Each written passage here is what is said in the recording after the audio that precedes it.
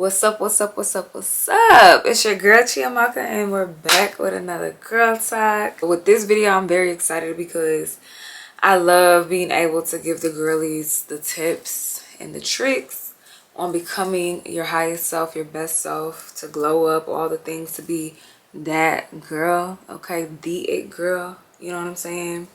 And so I broke it down into different categories. So in order for us to become that girl, we need to level up in every area of our lives. So the physical, the spiritual, the mental and emotional, all of that is important in order for us to not only just be pretty on the outside, but also to make sure that we're pretty on the inside, okay? So this is just going to be casual conversation, real talk, girl talk, but I want to make sure that I give you guys key tips and tricks on making sure that you are not only glowing up on the outside, but on the inside as well. And the work that you do on the inside has an impact on how it's expressed on the outside. So you could do all the makeup, all the getting fly, doing your hair, looking cute on the outside, but if your heart ain't right, you can go ahead and cut it, call it wraps. So without further ado, we're gonna get right into it. So I think it's important that we just go ahead and start with the foundation, the most important, which is our spiritual. We gotta definitely become that girl when it comes to our spiritual lives. And the only way for us to really glow up in our spiritual lives is if we are intentional about it. So making sure that we are, you know, if you're a believer, I'm a believer, I believe in Jesus. We read our word, we be in fellowship, whether it's going to church or being around like-minded believers. We pray, we have that time with the Lord. We spend time not only just talking to God, but being still and being silent to hear from God. God has so many gems and wisdom that he wants to bestow upon us. But if we're doing all the talking all the time, we can't get upset when we're not truly hearing wisdom and guidance and clarity from God on whatever it is that he's calling us to fix or work on or do or not do. So I think that being mindful of how we are in our prayer time, in our quiet time, in our devotional time with the Lord has a direct impact on how we show up in life, how we express ourselves, how we have faith and walk this life out. I think that, you know, this world comes with so much. This world comes with a lot of issues, a lot of problems that you need God. You really need God in order to make it through, because there's going to be a lot of heartache, a lot of frustrating moments, a lot of depressing moments that your friends won't be able to fix or your family won't be able to fix. Not even you can fix. Not a therapist, not nobody but God, right? So for me, I love having that, like, you know, just, it's kind of like I girl talk with God sometimes, you know, and obviously we don't know if God's a man or a woman, but I keep it real with God. I love hashing things out. I love expressing my heart. I love, you know, being sad, being happy, being all the emotions that I feel with God and letting him see in totality who I am. And once I'm able to become 100% real, 100% vulnerable, 100% transparent with God, he already knows anyway, so you might as well, right? Once I got to a place when I was able to do that, I just unlocked a new level of freedom and safety with God, where I could just be fully myself, be all that I am. And also with that freedom, it allowed me to be free in how I show up, not just with God, but how I show up in life. And so when you struggle with this idea of fully being authentic or fully being just who you are, the way God created you, it shows up in your or the lack of confidence. It shows up in the way you treat people. It shows up in how you treat yourself. It shows up in the way you do your work. Like, there's a level of insecurity that you can see when someone is not truly safe and secure in the Lord. So being free came with being real. And God knows everything that you're already dealing with. So you might as well just keep it a buck with him. So getting that spiritual right. I love journaling my prayers. I love reading my word. I love, my favorite books in the word are Psalms and Proverbs, Ecclesiastes, however you say it. I don't know. I love like the poetry and the Psalms of the books, the feelings. And I think that plays into the fact that I'm a therapist and I'm a writer and all that. So I also enjoy a lot of the New Testament books of the Bible. So, you know, you have your Corinthians, your Galatians, your Ephesians, all of that. So I recommend, people always had told me John is a good book to start in. So if you are new to the faith or looking to just kind of revamp your spiritual life, I always recommend starting in either one of the Gospels and then getting into like the Proverbs, because there's a lot of wisdom in there. Psalms to, you know, kind of resonate with emotions that you may feel, but also be empowered and encouraged that God is for you. So very long-winded, but I think definitely once you get your spirit right, you can move right. When you have your spirit right, you can move right. You cannot, I don't care what it is. Even when we talk about our mental and our emotional health here next, I feel like even just working on that and not having your spirit right, it's still not right. Like, your spirit is the foundation. We are spirit beings before anything else. We are literally spirit beings having a human experience. So I plead with you to get your spirit right. Get close to God. I'm going to always advocate for Jesus because that's what I believe in. But I'm going to always advocate to stay close to the Lord. Like, seek God in his face. Seek God in prayer. Seek God in the way that you connect with him. And also make sure you sit still to hear the wisdom, to hear the clarity, to hear the guidance, all the things that you're praying for. So get your spirit right. Get your spirit right. So next, we are going to talk about our mental and our emotional health. Okay, to become that girl, baby, you got to get your emotions in check. Like, let's just keep it a bug. You have to have your emotions in check, because it's not cute to just be emotionally unstable. Nah, you can't even really carry the title of being that girl when your emotions are flustered all over the place because of people or because of life or because of situations. Like, a true woman holds her power in the way she manages and expresses her emotions. Because we are emotional beings, it's already expected that we would be flying off the handle, hysterical in the way that we express our emotions. We're erratic, and it's not a good look. You know what I'm saying? Like, everybody got you pissed off. Everybody got you bothered. Everything got you so irritated.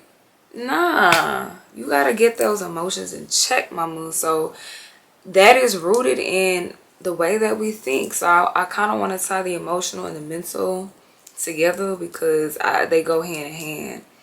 You express the emotions that you feel because it all kind of stems from what you think and believe about a situation, how you think and believe about yourself, about people, about just whatever thing in life that we're addressing, right?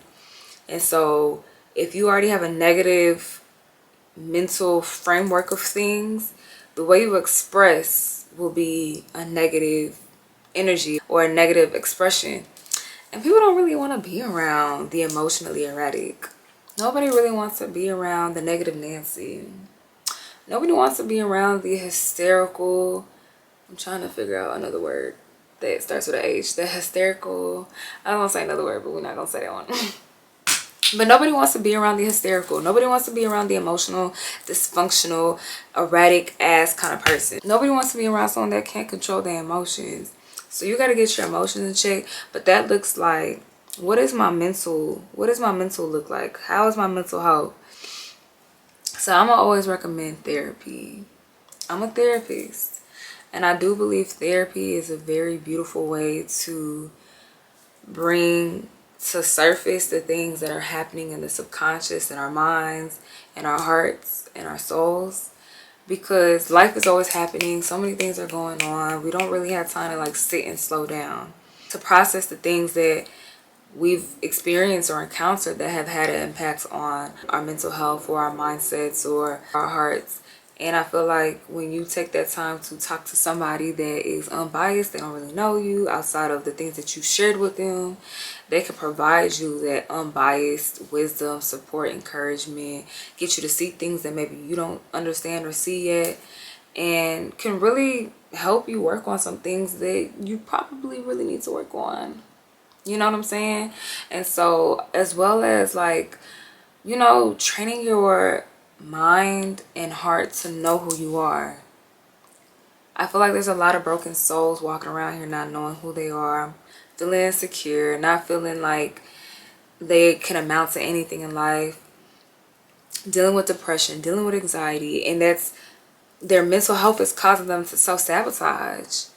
You are seeing life or seeing the situation with a certain perspective that is honestly not helping you. It's derailing you. It's causing you to lose friends. It's causing you to lose job opportunities. It's causing you to lose in general. Like, it's just causing you to lose. And so, personally speaking, I used to be that girl. Yeah, I know it's crazy. I used to be that girl that was emotionally erratic. I didn't have a good handle on my emotions. I really saw the worldview in a very negative way. And of course, we can go into detail of why that was my situation or why that was my story, but I'm not going to use this video for that purpose. We could talk about that in another video. But I was once that girl. And going to therapy was what changed my life. Going to therapy, getting close to God, and doing the work on myself. So that self-healing work, whether it's like that shadow work, that reflective journaling, you know, having those hard conversations with myself, asking myself why I would do a thing or why I would feel a way or why I would think this type of way. Really getting to the deep rooted issues of my life that caused me to express emotionally in a way that was offensive, a turnoff, not really understood or receptive. And I found myself alone a lot. I found myself struggling a lot. I found myself feeling very misunderstood all the time. And it was because, baby, I was bleeding on everyone. I was spilling on everybody. Not even realizing it. I wasn't conscious about it until I started doing my work, until I started asking myself why, until I started getting close to God and I started going to therapy, doing my work. So I feel like maybe there are some people out here that they don't even realize they come off kind of cuckoo crazy for Cocoa Puffs. There's a lot of y'all don't even realize y'all come off very negative. Trust me, I was that girl. I had people that were kind enough and real enough to be honest with me about that, because, you know, there are people that would experience me and then we were never friends again, and I didn't understand why. You know, they weren't real enough, or maybe they didn't feel like it was their place, or they just silently decided to bow out and keep it moving without at least communicating with me. It doesn't matter. That's here or there. Like, that's in the past. But I did have people that did come and talk to me about it, and having that, you know, awareness now, having my eyes open to that and doing my work, that was what I needed.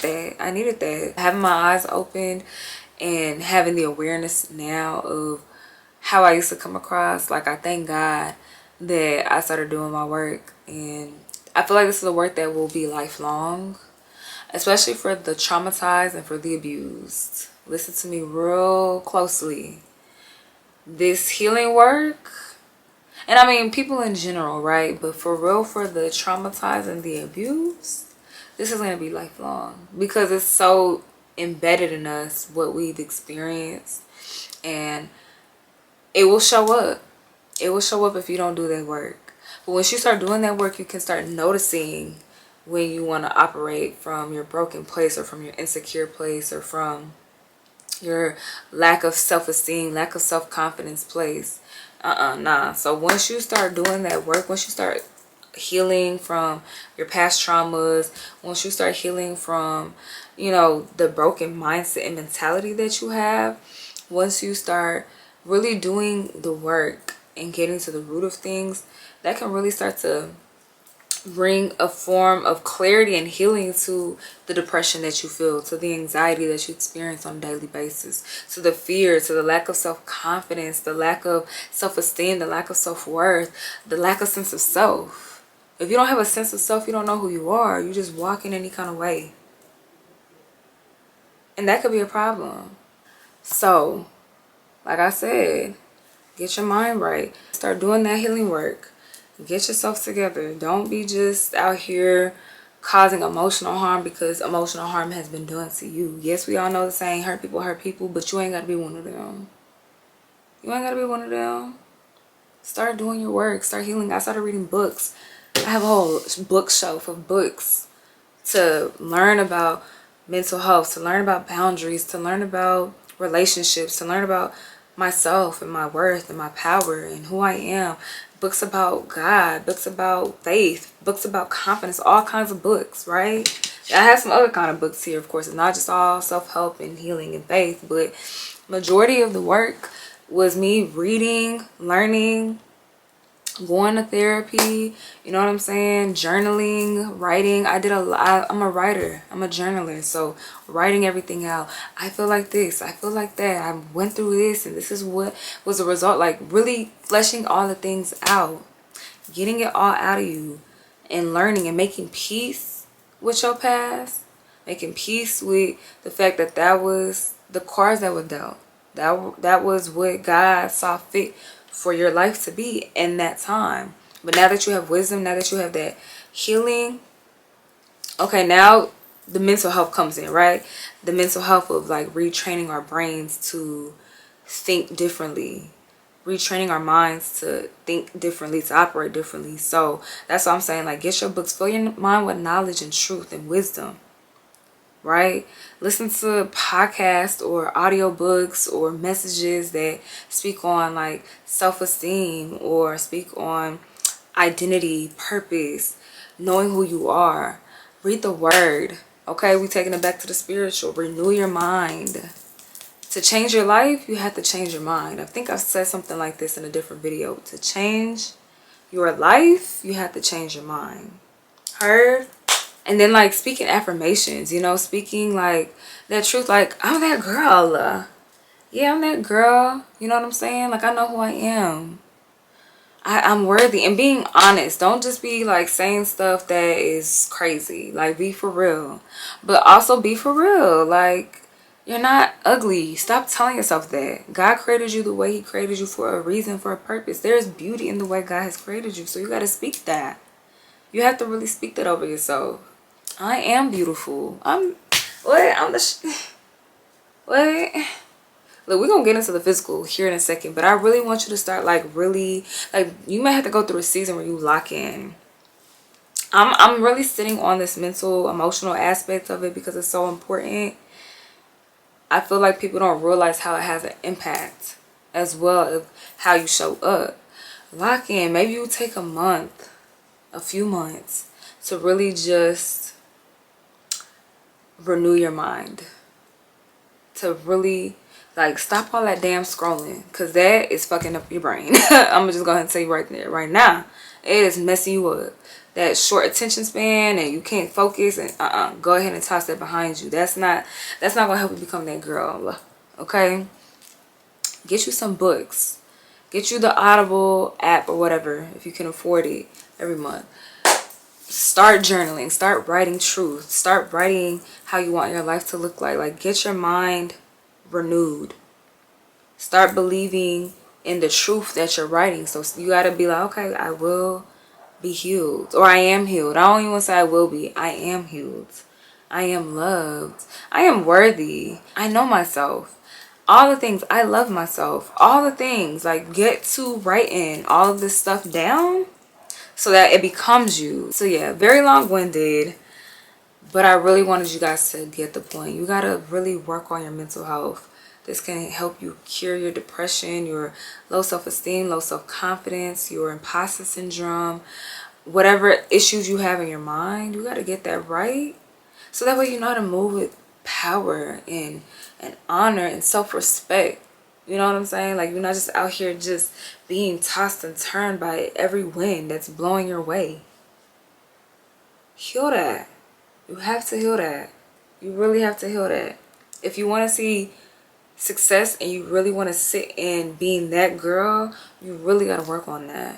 You have to. It's just facts. All right, last one.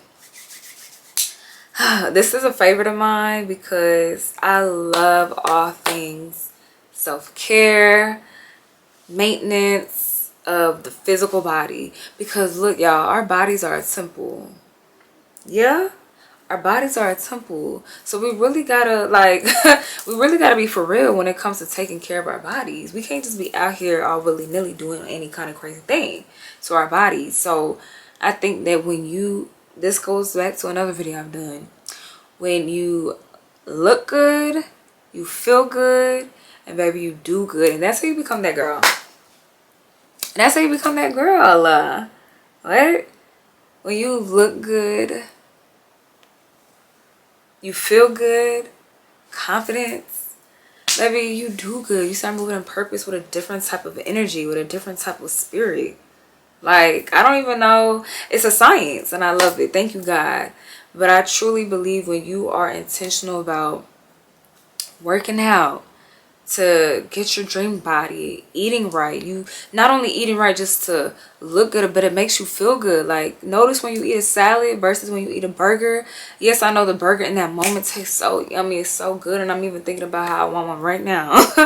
But a salad gonna make you feel right. Like, you're gonna feel lighter, you won't feel sluggish or tired or sleepy. Like, you'll have energy to get up and keep doing what it is that you know you need to keep doing.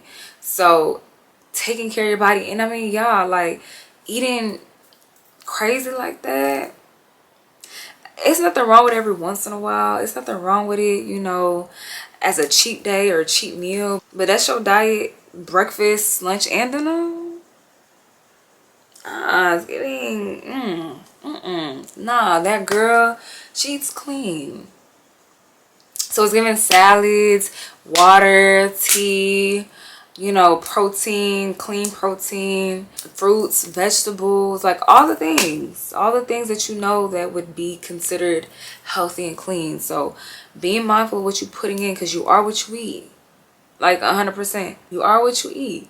So not only, you know, getting your body right with the way you eat and going to the gym, but baby girl, we gotta maintain ourselves. This is my favorite part. That maintaining yourself is what just, I think, just solidifies everything. Like, it's like the cherry on top, you know, like it's just like a good mixture of everything. So getting your hair done or doing your own hair if you know how to do it, baby, put on a beat face if you had the time and the luxury and the opportunity to do so. Do some makeup. You don't even gotta do a whole beat face. It could just be a cute little mascara and a lippy. Simple as that. You know, keeping your nails done, doing your eyebrows, just looking clean. Put cute little dainty jewelry on, or whatever jewelry that makes you feel like that girl. Do that, right? Wear your best fits. Don't be saving them fits for that one day or that perfect day. Whatever day it is, you dress up and you be cute. Like, let yourself just be fully present in the moment. Stop waiting for this perfect day or this perfect moment to get cute and dolled up. Now, again, I know I'm speaking maybe from a place of privilege, because maybe not everybody has that opportunity or that privilege or access, but there is something you can do. Okay, like, there is something that you can do, whether it's just to make your hair look nice, straighten it. You walk out the house and your hair's scraggly, then you wondering why you're not feeling your best, you're not doing your best. Maybe people are even repelled. Like, again, it's not all about the looks, it's not all about the image, but there is like a scientific, spiritual fact that when you look good, you feel good, you do good. You just have a different energy and aura about you when everything's kept up. So you gotta just figure out what works for you when it comes to how you physically want to represent yourself. Having that hair appointment booked on the calendar, making sure your nail appointment is booked on the calendar, getting your facials, getting a massage is another like physical thing that I would suggest that you invest in. Like, being able to really take care of yourself, and rest is another one. Ooh, I'm so glad I remembered it. Rest. is another aspect of becoming that girl. All this work, and no rest, baby, you gonna start looking like it. You gonna start looking like the struggle. Cause you moving. You're not taking time to recharge and get yourself back together. So resting, that's part of your self-care. Self-care. I love self-care. I'm like the self-care queen, connoisseur, like, baby. So I love trying to take a day out of the week, like a Sunday, where I just rest. I read my books, I journal, I have my cup of tea, burn my candles, I sleep in, I take my time, like I rest and I rejuvenate myself, I renew myself, I refresh myself.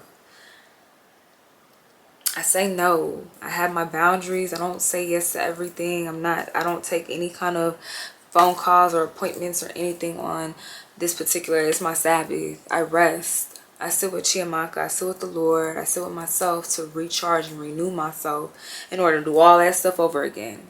The work that I do, the things that I'm called to do. Okay, y'all, so my camera died, but we gonna get right back into it. So rest, we were talking about self-care. So self-care can look like whatever that looks like for you. Resting can look like whatever resting looks like for you. Some people physically need to like be in the bed not doing nothing all day, and that's rest. Some people actually find rest in going out and doing something, whether it's spending time with friends or family or going on a walk, working out, whatever rest is for you, whatever it looks like for you to recharge and renew yourself. That is also important and vital for you to become that girl. So I know, like I said before, I love to sleep in. I love to have a nice cup of tea, read my books, journal, burn my candle, all that. I love being in nature as a way of resting. I love just being in my own energy. I don't really love to take on too much on a day where I'm resting. I don't want to talk to clients. I don't want to talk to people. No offense. I love you, but stay over there. I'll talk to you Monday. And there's nothing wrong with that. Like, that's the way that we reclaim our energies, when we are able to push and say no, when we're able to say no to the things that we're always saying yes to say yes back to ourselves, to take care of ourselves, to pour back into ourselves, to renew our minds. I don't know where my camera cut off at, but I think I might have been talking about the spiritual aspect of rest, like how it's actually biblical that we rest. We are called to have a Sabbath. So some people usually Sabbath on a Sunday or a Saturday because that's the weekend. Nobody's really at work on those days, besides, you know, of course, those that do work on the weekends. But you could Sabbath any day. There are some people that use a regular work day in the week to rest, to Sabbath, to take care of themselves. So there's no right or wrong day, but it's important that you get your rest. Okay, so I think I touched in on a lot of different aspects in each category. You know, the spiritual, like I said, we're going to summarize it. We're going to bring it back together. The spiritual, making sure that you have a relationship with God, that you're praying, you're spending time with God. Not only just you talking, but you're sitting still to hear from God so he can give you wisdom. He can give you clarity and direction and teach you some things that the world or a book or anybody really can't teach you. Getting that wisdom, getting that lesson, it makes you just a different type of person. You top tier with it. That mental and that emotional, baby, like I said, get it checked. Go see you a therapist and start doing your work. Get your spirit right. Get your heart right. Get your mind right. Heal from any past wounds and traumas, anything that you've been through that has had an impact on the way that you see life, whether it has an impact on your self-esteem, your self-confidence, your self-worth. You got to get that right. Because if you don't believe in you, if you don't think you the stuff, if you don't think you that girl, it shows up in every area. I promise you, it shows up in your work. It shows up in how you treat yourself. It shows up in how you treat your people around you. You got to get that check. You got to get that right.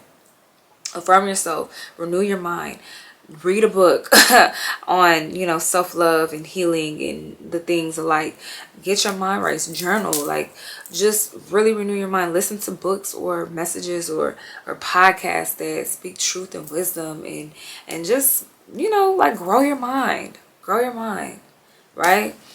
Then lastly, that physical, making sure you're taking care of your body, because we are temples. And we got to honor God with our bodies. So making sure that you, baby, you know, I might have to make a part 2 because there's so many more things that is coming up for me that I feel like will tie into this. But making sure that you're taking care of your body, going to the gym, eating right, you know, maintaining yourself by keeping your hair done, your nails done, you know, putting on a cute little makeup to step out, a cute little fly fit. Like, make yourself look good and presentable, because when you look good, you feel good, you do good. And all in all, making sure you get some rest, making sure you're practicing your self-care, making sure you're setting your boundaries, saying no, and just really locking in. This is how you become that girl. All of that, this is all of the things that I mentioned, that is how you become that girl. 100% so I'm probably gonna make like a part 2 because there's so much more I would love to say, but I hope those tips were helpful. Please do your work. This is how you become that girl, honey. It took a minute, but look, we're here. Only if you do your work. Love you.